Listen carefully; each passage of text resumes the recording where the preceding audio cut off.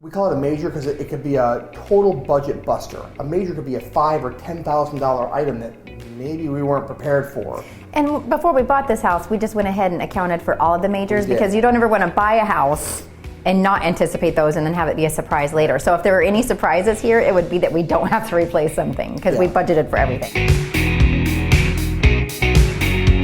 I'm Glenn. And I'm Amber. And we're entrepreneurs, real estate investors, and parents in upstate New York. We've been flipping houses for over a decade. It totally changed our lives and put us in the path of building the life that we choose. So come along with us as we share a peek into our life and our business.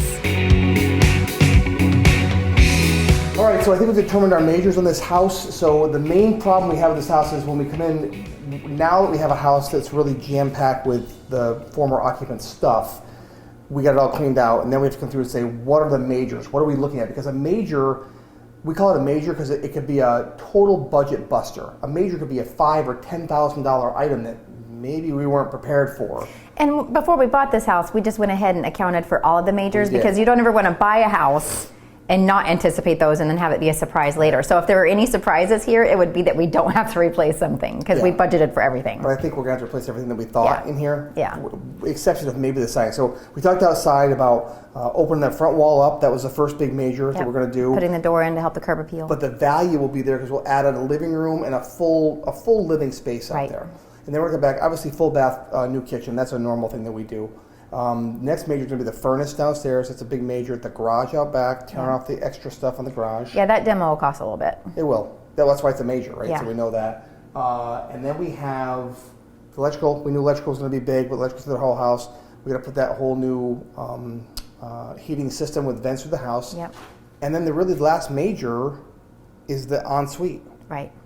And since we're doing all new vents and everything, we'll probably do AC as well. If we're going to the trouble of putting vents in, we'll add AC. Yeah.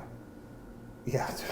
As it's 31 degrees outside today, I'm not thinking about AC, but she's right. That's might be something we should do to add value to the house when we sell it. So, talk about design a little bit. Yeah, so sometimes people might walk in a house like this, especially before when it was all full of stuff and it was hard to even see anything. But some people really struggle with the vision, and you look at this floor, you look at the condition of the kitchen, and it's older, it's dated. But the thing about it is, whether a house has been like really upkept and it's still outdated, it costs the same as redoing something like this. Yeah, people confuse that. People sometimes think, oh my gosh, there's a lot of stuff. The only difference between a house full of stuff that has to be updated is a clean out. Even if a house is from 1965 and hasn't been updated, if it was updated in 1990, that sounds like a big difference, right? Well, 1990 was still 30 years ago. Right. So you still have to update. You're dating us. I know that. I didn't say I was. I guess I was born in the 60s. Shut up.